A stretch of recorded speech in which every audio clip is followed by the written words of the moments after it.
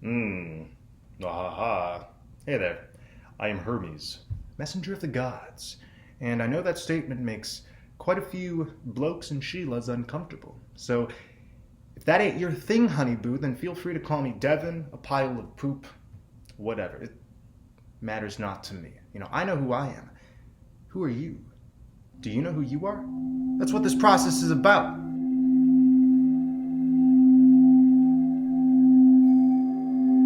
The way you uncover the true self, or rather, merge everything you thought you had to struggle against, is to be in love, not for love. There's quite the difference. Being in love signifies it's all here, right now, pure abundance. Whereas being for love is a perspective that states there is scarcity within, and therefore I must chase, confine, define in order to get the energy that I don't inherently have myself. This is why being for love is always a road towards parasitism. The only reason we would ever barricade existence by putting a mask on ourselves is because we've been for love. And we've assumed that to put on a mask would grant us access to the very energy that we feel deficient in. This is why being in love is the truest state. Without fragmenting yourself with all of these scarcity programs and manufactured personas you think will lead you to the Holy Grail, you naturally operate in love. You recognize that the Holy Grail is right here, and it's for your drinking, without rhyme or reason. Right? How many times have you casted a spell against yourself in saying, I'm not getting what I need, or I feel unloved, or I feel lonely? In these moments, we're acting for love. We're not recognizing the inherent abundance behind the veil that has been orchestrating all of the so-called scarcity in order to bring us back to that original design. Oftentimes, when we have observed a deficiency in our lives, the last place we wish to look is how the inner condition resulted in that. And therefore, being for love has been a very slippery slope.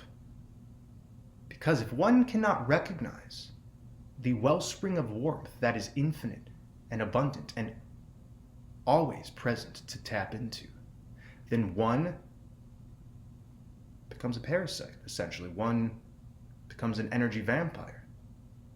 In this way, we can see all scarcity in all of its colors as a manifestation of your nature that decided to be for love and not in love. So, because the pull away from that singularity, here you are.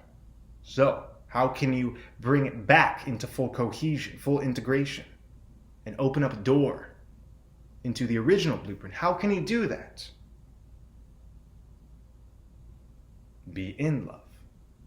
It's easy to be wowed by grand displays of divinity, right? If you're so powerful, why don't you walk on water? Why don't you shoot lightning out of your hands? And that's the difference between one who knows abundance and one who requires proof of abundance. The measurement of everything you are does not lie in what you can prove, and therefore how much love you can show to others for their taking. It lies in how in love you are with the many aspects of creation. Can you harmonize all opposites? Of course you can, because the very force that repelled those opposites in your being is the same force that attracts them. But spirit can't be held, it can't be grasped, and it can't be contained, because you are it, And it flows and reveals itself in its many different faces without having you define or recognize what exactly it is you're experiencing. You're always experiencing your innermost. And this is how we can measure what's happening. It's all within you. Your piece of the whole, your fractal of the whole, contains the entirety of the whole in that piece. This is how we can maintain. You're a god. I'm a god.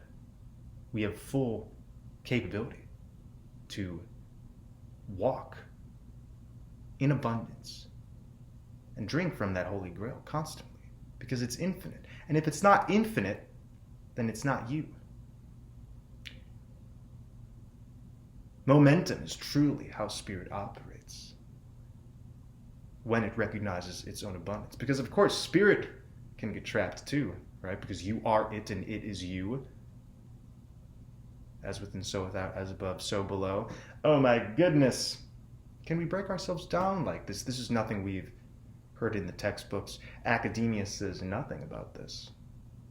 I laugh at quantum physics. Quantum physics has been chasing their tail for so long, trying to come up with proof for simulation theory.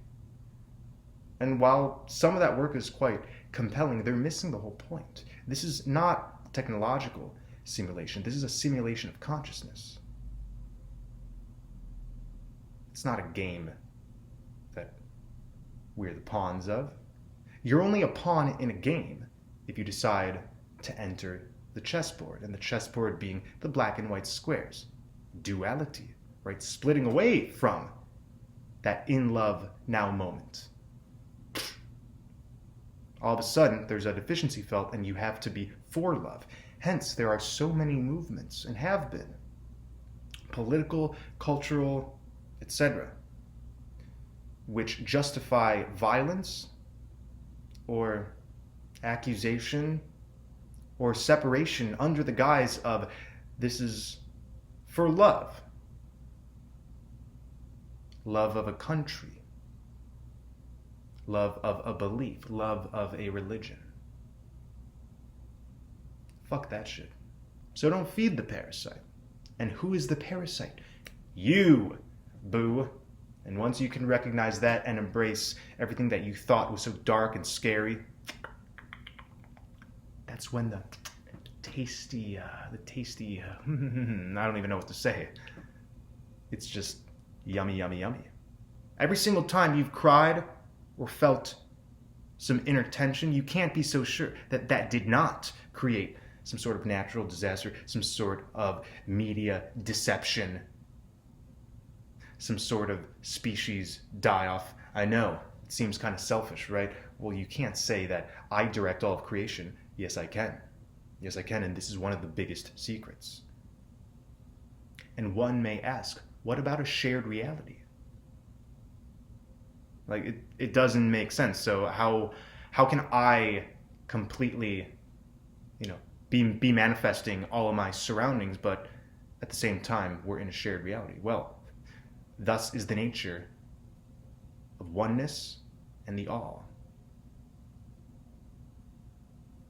The oneness individuated itself into the many, but in each fractal of the many, that oneness